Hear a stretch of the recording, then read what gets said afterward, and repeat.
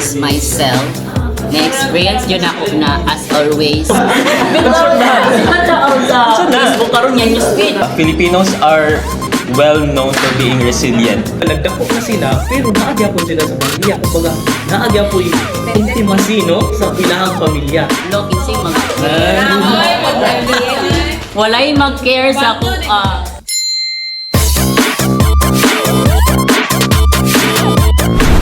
Magandang umaga sa inyong lahat.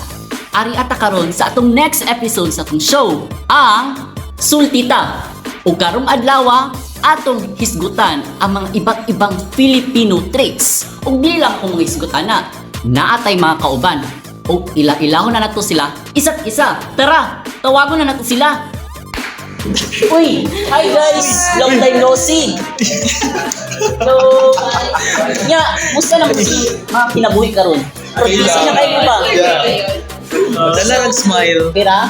Yes. So, kabalo mo unsa atong buhaton karon?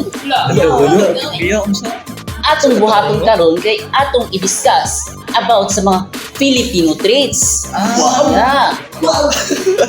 But, natay twist. Siyempre, naka-prepare to magbunot. Magbunot-bunot? Oo, siyempre. Pero before na, ipaila-ila sa tanong sa mga audience. Siyempre, wala sila kaila sa inyo ha. Ikaw una? Hey guys, ako din si James. Hello, ako po si James. Uy, James, ano ka? James 1, James. And hello everyone, I am Kiki. Hi everyone, my name is Kurt Cesar. Hi everyone, my name is Franza. And lastly, I am Kelvin A. Uano, your host for today's video. O karon di na nato dugay-dugayon pa. Magsugod na ta sa atong Sultita.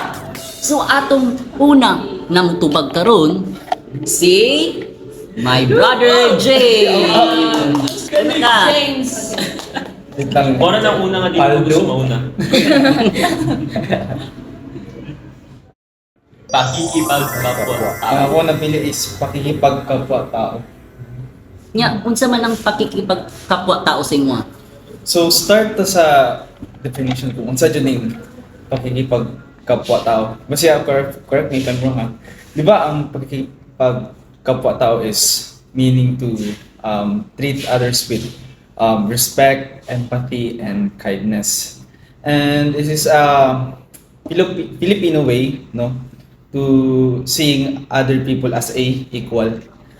You see how valued, you see how being understandable, and ano pa tawag yan?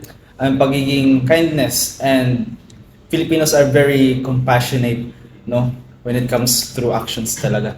So, one thing I love about the Filipinos is, for example, is very natural kayo na sila. Di ba? Agree mo kayo ta? Yes. No? Very natural kayo sila, no? So, murag ginapapin nila ang mga tao ba na makomfortable gud sila. So, for example, sa kaon, di ba? Na yung mga pagkaunan, di ba? Nayubang tao maulaw, di ba na? So, Galing dili ang mo ha. Di ba?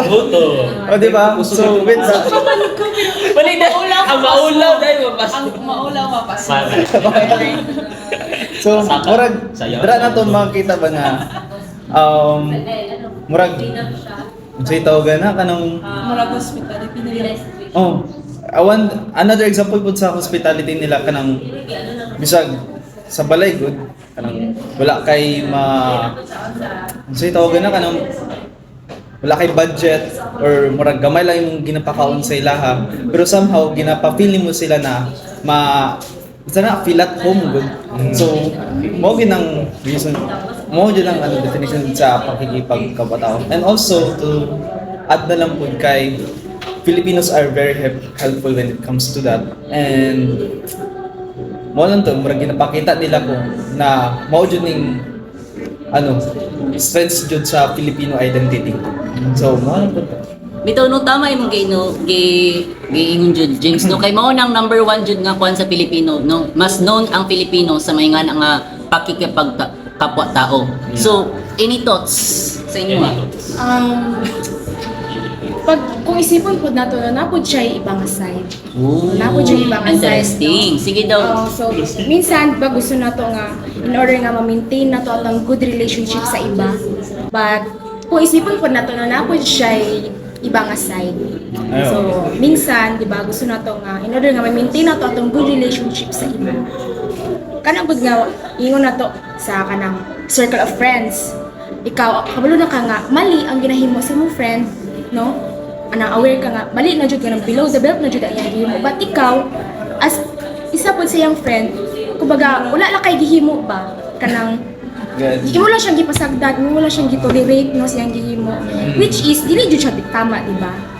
Di ba? Dili siya tama. May limit gyapon. Oo. So, kanang ginatawag nga phrase nga kanang ay basig ma-offend siya, ay basig malain siya sa kung ingon pag i-correct na ko siya. So, ang challenge na jud ana para ma-maintain nato ato ang pakikipagkapwa tao sa iban, no? Pila na to ng kindness and honesty, i-balance nato pa.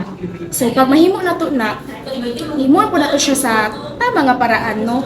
Pag kailangan magud nato nga matun-an kung paano nato i-balance ang ato ang kanang atong pagiging kind sa iba, ato ang pagkikipag ay kanang ato ang pagiging honest sa iba in order nga kay pag ingana man gud di ba dili lang kasi mohang makasalimuha nga naging tinuod kundi sa imong sarili po naging tinuod pud ka.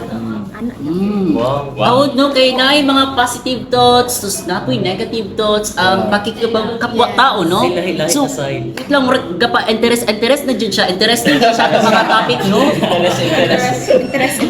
So, mag-next na gurutan, no? Atong next na po na magtubag karon is Mr. Muna tayo. Wala ko siya. Shy type yan. Try type yan. Wow. Sama na. Ay, Sige daw, babe, pakita ko ng joy and humor ni mo. I think we all know naman no na that Filipinos are so funny, di ba? Makita dyan nato na tanan sa social media and even foreigners can say na kaning mga Pinoy no foreigners niya nagbisaya.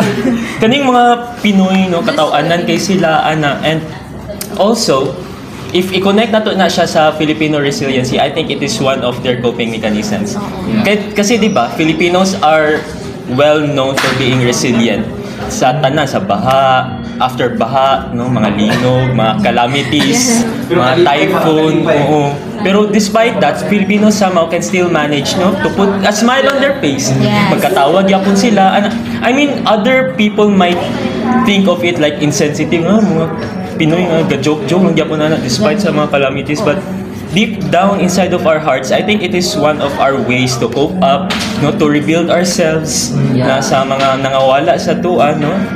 So I think that's like a very good thing for being a Filipino. We are like always joyous, no, being gay. Dili gay nga bayot ha. I know. Gay nga like joy. Yeah. Katawa ana lang, happy ana lang bisag Sa na bayot. Swimming Kita man ay Chay bayot.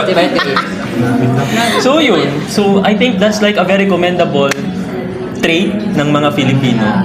Yung pagiging humorous and happy lang. Yeah. So, any thoughts sa inyo, no? Sige daw. Nakita nga as I observe no naapod siya murag Lili. part no kay because of that humor bitaw usahay makita nako masubraan or because of that kana bitaw kanang joy and humor no kumbaga utang na to sa isa ka instances nga kanang bisan sakit na sa iyahang part, bisan sakit na sa sulod. Yeah, because mas niya ba nga malipayon siya, but then deep inside, sakit di kayo.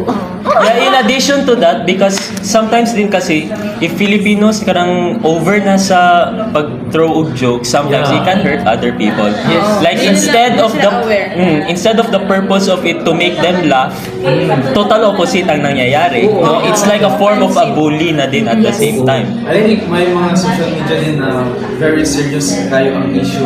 But may mga kita mo sa comments na murag dili sila aware na ano din to ba? That's the insensitivity part na. Yeah, mo na ang kuano murag kanang pagmasubraan na ang humor bitaw. And isa pa, mo po to no, ang isa po to nga point no nga kanang sa social problem nato karon butang nato ang corruption no. Instead of kanang bitaw maghimo og pamaagi ang mga Pinoy nga masugban na. But ang hitabo nagpuno noon og yaga-yaga no. So instead nga Sorry po. nga masugban ang isa ka problema because of that humor no nga kumbaga murag na part na nasayang ang time sa pagmuna kung maayo nga solusyon. Yana. Okay, actually ni tahibok karon na sa nga nang issue karon no kanang sa malapatan ug lan katong walay ligo. Pero kanta karon sa Facebook karon yan news feed kung sa malapatan ug saglan katong walay ligo-ligo ang taga malapatan. Nya wala ko ligo ang tagaglan. Nya mo karon issue kay nasa mo karon sa malapatan ug saglan. So Yung puno-puno. taga malapatan man ko tanawa kun yung example. Mo ni walay ligo. Dili lang. Magkatagal. Charot. How no kay intense atong mga estudyante di ba? May mga negative, may mga positive. So, mag-isbog na punta karon sa next nga topic. Ay, so okay, abe. Dali niyo kinsa mga answer karon. Kinsa magtubag? Feel na ko si Lord. Ang pinakagwapa sa tanan kalibutan. Ay! Assuming Go na! Miss Franzel! Ay, dili day ako. Sige ako. Ikaw na lang. Ay, mo na. So, Unsa man na Miss Franzel? Nice siya. available.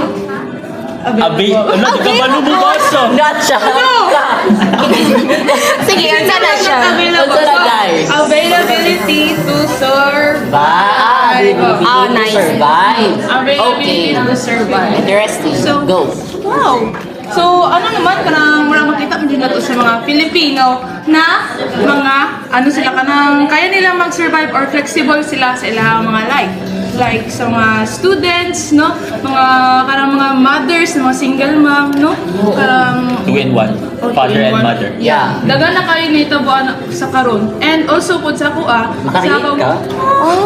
Sa single mom? Oh my God! Ay, oo, pala. Sa akong family is makita ko nga, okay. gapaning kamo jud akong mother kasi wala namang may father good. So, so yeah, sad. mura Sorry, double nagsupot. job siya, ano ba? So, yeah. Pareha po sa mga student karon na mura kailangan na lang nilang mag-survive or kailangan nila or gusto nila mag-eskwela, nagpapagita sila ng mga trabaho, mga part-time job, para po, mga working students. Ano po? Ano ba ko anang namo ko yung madungog sa susunod na sige kaya nato ni kay Filipino man ta. So murag pagiging resilient mo gud kay napatay ginatago na problems mo gud. For example, di ba? Napoy example nakatugod panahon tong pandemic pa, di ba? Daghan wala anong trabaho. So daghan nga mga tao nagsugod sa gagmay nga negosyo, di ba? In order to in order to survive rather. Yeah. Then lain ng mga nag-online selling in order para maka-survive lang jud. And through that no makita na to nga kumaga dili lang atong flexible dili lang atong tibay Dali maka-adapt. mas dali ta maka-adapt sa bisag unsa nga situation. So, any thoughts pa? Ang iba Ano pag ba? karang naliwa, pag karang na yung mga birthday. So, dili kompleto, no? Kompleto ang atong mga regado or karang, di ba, mga kalaha, mga kawali, ano, di ba? So, gapanghulang, karang pagkagod, nagapanghulang, baka nang pulag resourceful sila, tanaw sila kung saan wala sila, ginagawa nila, Mapangita ang pa. Mura, gapangita sila paagi ba, nga masulbaran, no? Dili nila undangon ang ilang. Mura, Para dili sa pagiging hospitable, di ba? Oo. Karang mangutang sila, no? Karang mangutang sila kapag naa sila ka ng bisita. Kanang kulang na jud kaayo, di ba? Pag abi ni mo wala na mabiro mapangitaan niya kung nilang paagi no. Pero wait lang, kay murag dagan niya kay mga storya mga positive thoughts. What if mga panapod negative thoughts? Basig nga mo yung mastorya dara. Well, katong gi-mention ni James Gania, as he mentioned na mga Filipinos at the same time mahiling magtago og mga hinanakit. So, Makes sense. I think that's the part na, you know, karang murag, flexible ang mga Filipino and they can do anything. Pero to the part nga, siguro nga murag, dili na nila kaya, kaya lagi ilang taguon. So I think that's the part na medyo eat na, parang ganun.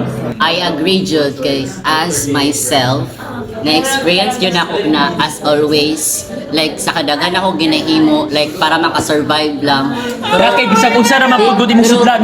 Dili ko kanang tao ko na kanagong gina-express na ako mga ginabati.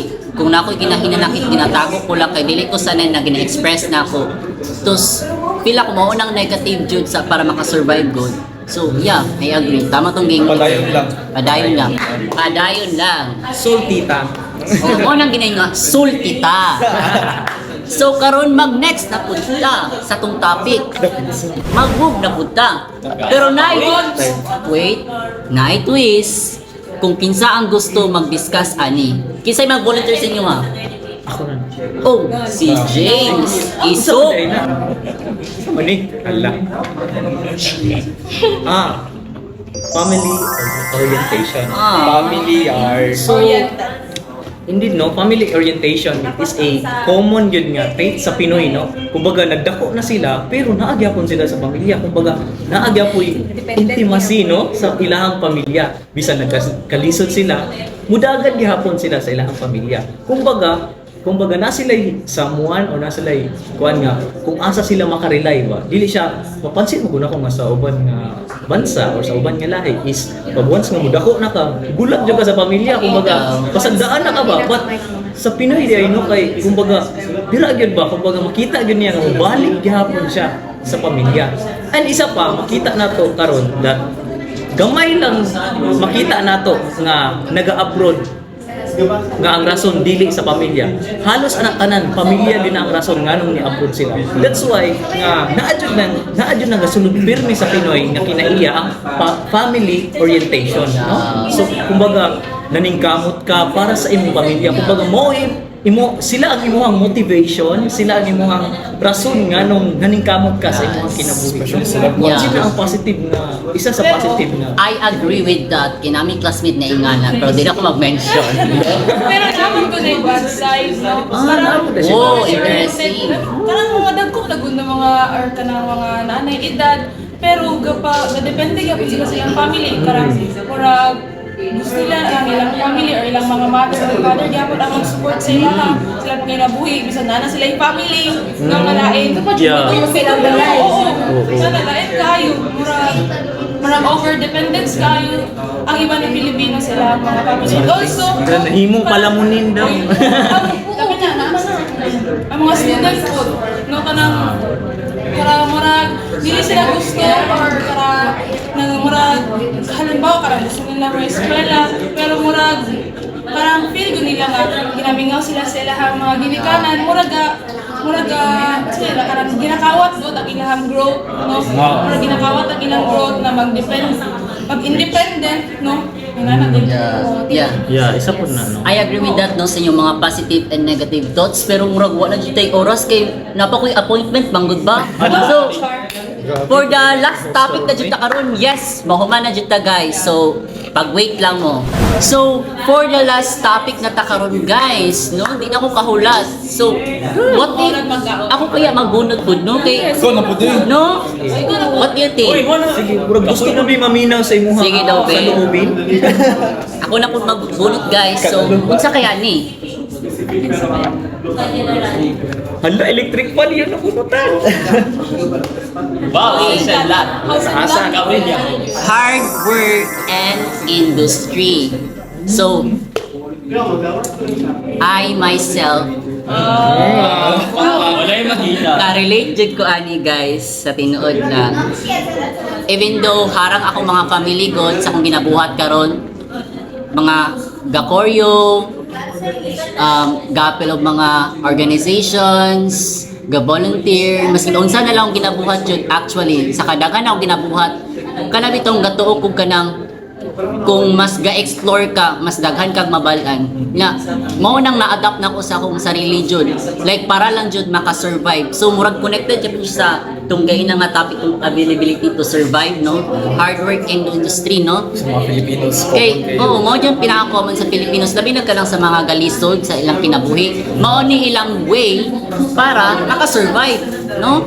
Like, labi na ka ng mga independent jud kaayo kanang wala nagasalig sa mga parents ba mao nilang ginabuhat para makasurvive lang jud ug makatabang sa atong community. So karelate jud ko ani nga kuan. So any thoughts basig naman? I mean, as much as how we adore this kind of qualities sa mga Pinoy, but I believe naman po siya yung mga downside, di ba? Kay too much of it is bad.